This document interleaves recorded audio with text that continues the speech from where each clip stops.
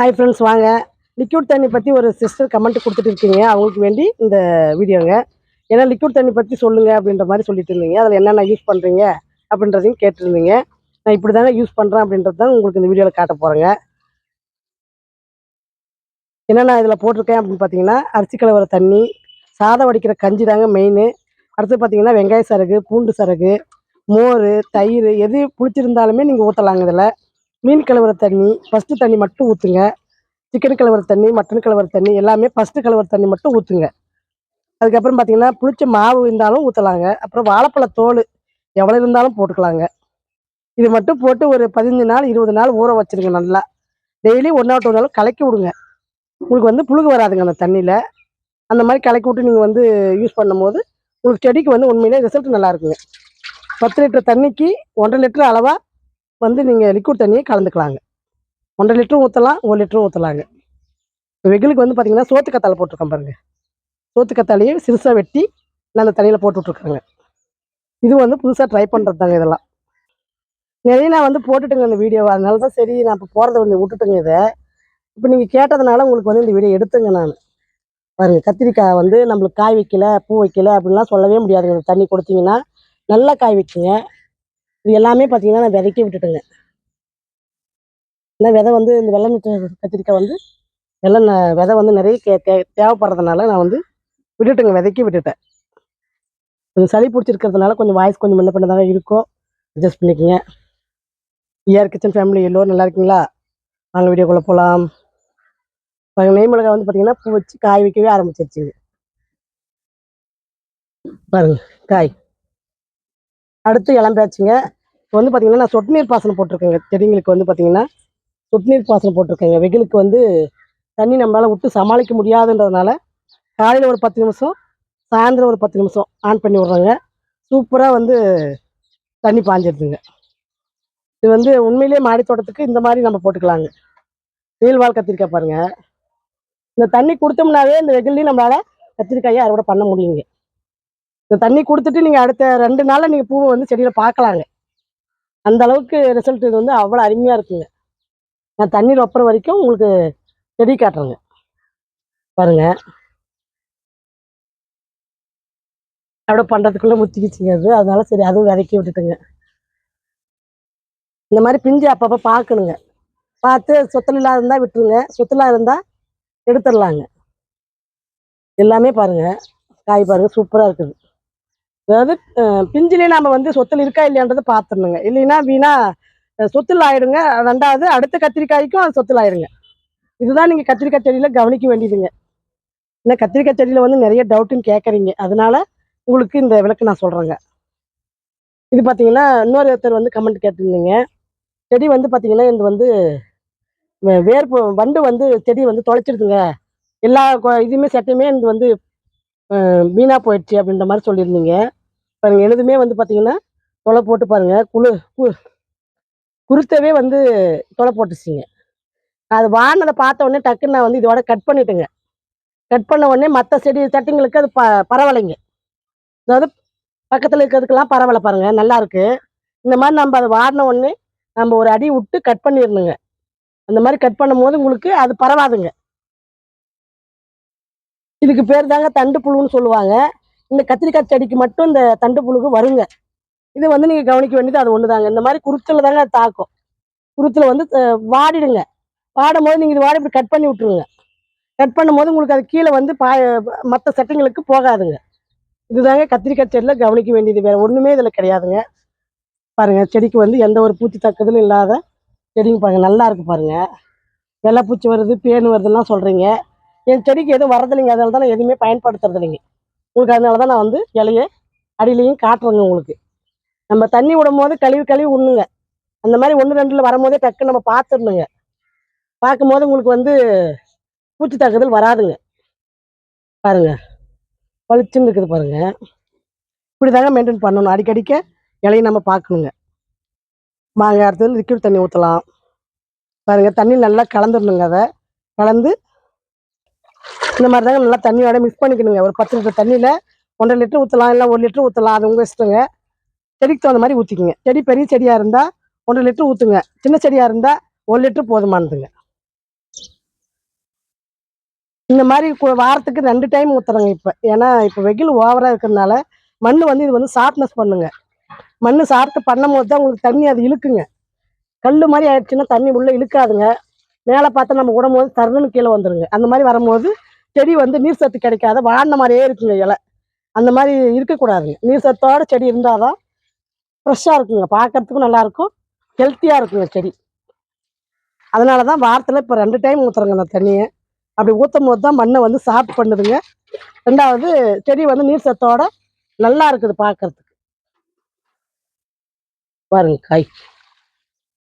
இந்த மாதிரி காஞ்ச இலையெல்லாம் பார்த்து எடுத்துருங்க. செடி வந்து நம்ம அப்பப்போ இப்படி பார்க்கணுங்க. பிஞ்சு சொத்துல இருக்கான்னு பார்க்கணும். டெய்லி தண்ணி விடும் போது நம்ம அப்படியே விட்டுட்டு போகக்கூடாதுங்க. கவனிக்கணுங்க செடியை. அப்போதாங்க நம்மளால் செடி வந்து நோவில்லாதையும் கொண்டு வர முடியும்.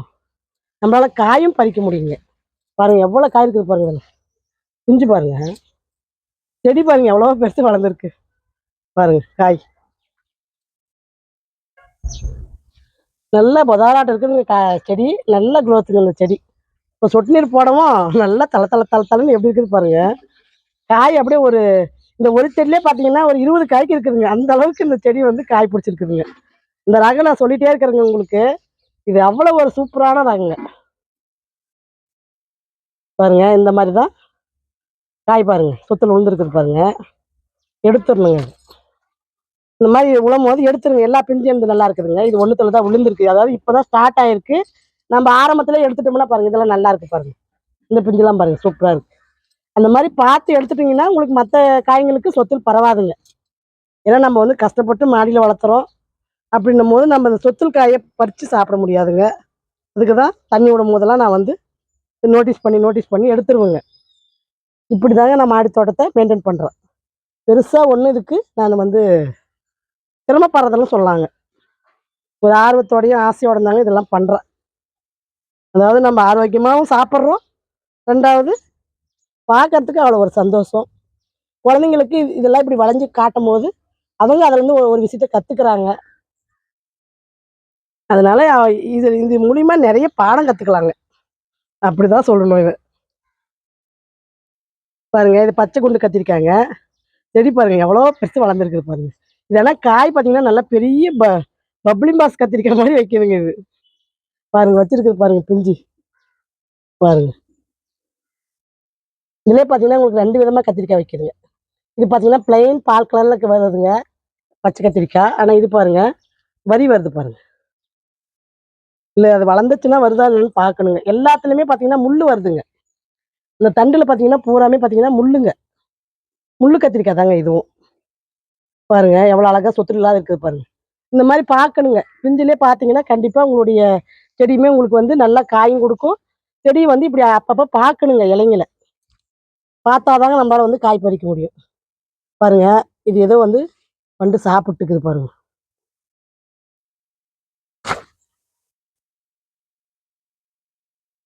மீனா பாருங்க வண்டு சாப்பிட்டுக்குது பாருங்க. அந்த மாதிரி காய் சாதாரண படுத்துதுங்க மாடியில். அது ஒன்று தான் பிரச்சனைங்க.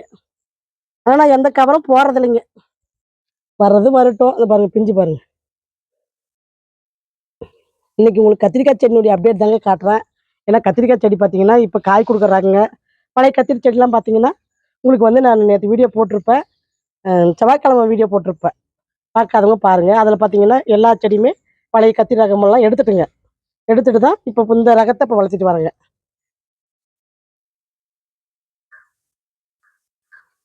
இப்போ நான் உங்களுக்கு அப்படியே பேசிட்டே என்னுடைய செடியை வந்து நான் நல்லா கவனிக்கிறேங்க. சொத்துல இருக்கா பூச்சிருக்கான்னு அப்படியே பார்க்குறேங்க. பாருங்க மைசூர் கத்திரி பாருங்க. மைசூர் வால் கத்திரி விதைக்கி விட்டுருக்குறேன் பாருங்க. எவ்வளோ நீட் இருக்கு பாருங்க. சரிங்களா? பச்சை கத்திரிங்க. இது சூப்பரான நல்லா நீளமாக வைக்கிதுங்க. பூவும் பார்த்தீங்கன்னா நல்லா வெள்ளை கலரில் சூப்பராக வைக்கிதுங்க. இதனுடைய ரகம் பார்த்தீங்கன்னா 2 செடி வச்சுருக்குறேங்க. இதுதாங்க அந்த செடி. 2 செடி இருக்குதுங்க. ஒவ்வொரு ரகத்துலையும் பார்த்தீங்கன்னா 2 செடி 3 செடி அந்த மாதிரி இருக்குதுங்க. அடுத்த குத்தவரையும் பார்த்தீங்கன்னா எல்லாம் பேட்சுங்க. இதுவும் பார்த்தீங்கன்னா பூ வைக்க ஆரம்பிச்சிருச்சுங்க. இதுக்குமே நான் பார்த்தீங்கன்னா தண்ணி தாங்க ஊற்றிட்டு வரேன். ஏன்னா அந்த தண்ணி ஊற்றுற அன்னைக்கு மட்டும் சொட்டு நீர் பாசனம் வந்து நான் விட மாட்டேங்க. நல்லா ஒரு நாள் காய் வச்சுட்டு தான் அப்புறம் விடுவேங்க. அந்த மாதிரி தான் மாடி தோட்டத்தை நான் வந்து பராமரிக்கிறேங்க. பெருசாக ஒன்றும் இதுக்கு சிரமப்படுறது கிடையாது.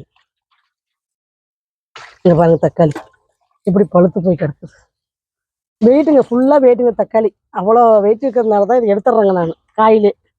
ஏன்னா தக்காளி நிறைய இருக்கிறதுனால கொஞ்சம் காய் வெட்டா பறித்து வச்சிடலான்ட்டு பறிக்கிறேங்க.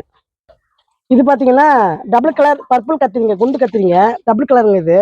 இது நல்லா இப்போ கொடுத்துட்டு வருதுங்க. அந்த அளவுக்கு காய் வந்து பார்த்தீங்கன்னா 2 செடி வச்சிருக்கிறேங்க. 2 செடியில் இங்கே ஒரு செடி இருக்குதுங்க. பாருங்க, இங்கே ஒரு செடி இருக்கு. 2 செடி ஒவ்வொன்றுத்துலையும் பார்த்தீங்கன்னா 2 செடி வச்சிருக்கேன். ஒவ்வொரு ரகத்துலையுமே உங்களுக்கு இளங்கத்திரிக்காய் செடி பேட்சுமே சூப்பராக வளர்ந்துட்டு வருதுங்க. அதுவுமே உங்களுக்கு அடுத்த வாரத்தில் உங்களுக்கு ஒரு அப்டேட் கொடுக்குறேங்க. ஏன்னா அது வந்து கொஞ்சம் பேக்லாம் நான் கொஞ்சம் அரேஞ்ச்மெண்ட் பண்ணிவிட்டு உங்களுக்கு ஒரு வீடியோ காட்டுறேங்க. ஏன்னா அது வந்து கொஞ்சம் அரேஞ்ச்மெண்ட் பண்ணணுங்க. அப்புறம் பண்ணிவிட்டு உங்களுக்கு காமிச்சோம்னா உங்களுக்கு பார்க்க கரெக்டாக இருக்கும். ஏன்னா இப்போ அங்கங்கே ஒவ்வொரு பேக்காக இருக்குதுங்க. அதெல்லாம் எடுத்து ஒரே இடத்துல அரேஞ்ச்மெண்ட் பண்ணி இந்த மாதிரி வைக்கணுங்க. கத்திரிக்காய் ரகம்லாம் ஒரே பக்கம் வச்சு விட்ருணுங்க. ஆனால் பூச்சி தாக்குதல் இருந்துச்சுன்னா அந்த மாதிரி வைக்காதீங்க. இதுக்கு ஒரு மாவுப்பூச்சி வருது அப்படின்னீங்கன்னா இந்த செடி இந்த இடத்துல வைக்காதீங்க. இதை மட்டும் எடுத்து தனியாக வச்சுருங்க. கூட்டத்தோட கூட்டம் வைக்க வேண்டாங்க. செடி வந்து எந்த பூச்சி தாக்குதல் இல்லைன்னா மட்டும்தாங்க இந்த மாதிரி அடுக்கணும். அதையும் நான் சொல்லிடுறேன். வாங்க, அடுத்து உங்களுக்கு வந்து கோகோ கட்டிங்ஸு நல்லா இப்போ தளைஞ்சு வருதுங்க. வேணுன்றவங்க வாங்கிக்கலாங்க. பாருங்கள், கோகோ கட்டிங் சூப்பராக தளைஞ்சு வருதுங்க. கொடி ஒன்றுமே பார்த்தீங்கன்னா சூப்பராக பாருங்கள் முளைச்சி எப்படி வருது பாருங்கள். வாட்டர் ஆப்பிளுங்க. வாட்டர் ஆப்பிள் உங்களுக்கு ஏற்கனவே நான் பூ வச்சதை காமிச்சிருப்பேன். இப்போ பார்த்தீங்கன்னா பூரா பூவுமே உதிர்ந்துருச்சுங்க. பாருங்கள், எல்லாம் பாருங்கள் உதிர்ந்து பாருங்கள், கீழே தான் இருக்குதுங்க பிஞ்சு பூராமே.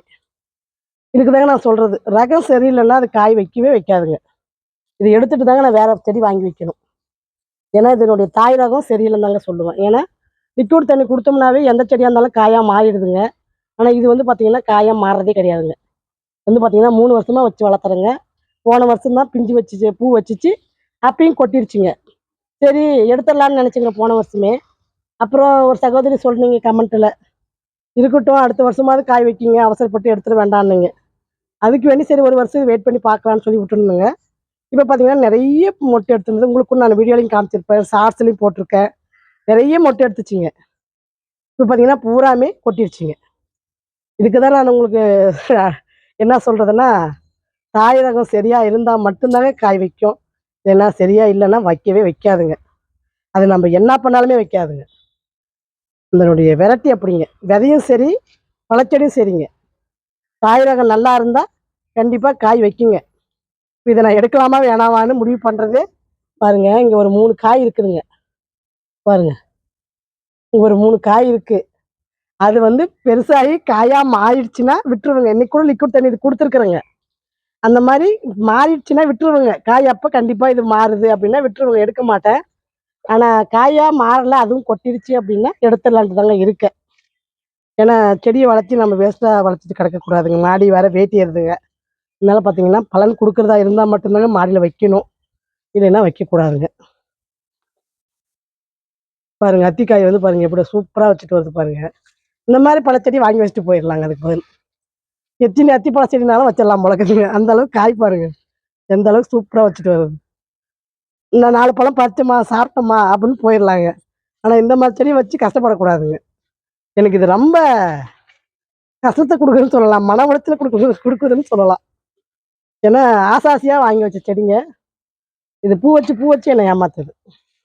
நிறைய பூ எடுத்துருந்ததுங்க, கொத்து கொத்தா இருந்ததுங்க. கடைசியில் பார்த்தா எல்லாமே கொட்டிடுச்சுங்க.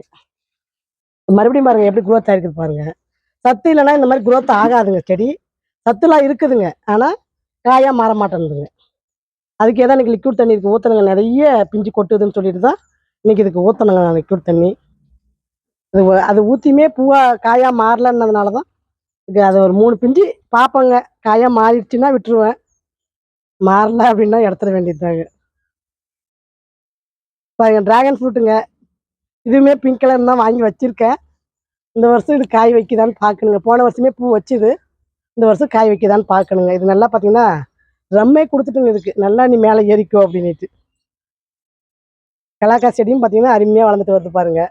இந்த வருஷம் போன வருஷமே இது காய் கொடுத்துருச்சுங்க, இந்த வருஷமும் காய் வருங்க இதுலேருந்து.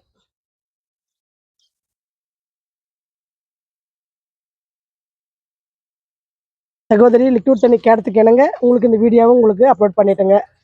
எப்படி இருக்குதுன்னு கமெண்ட் கொடுங்க.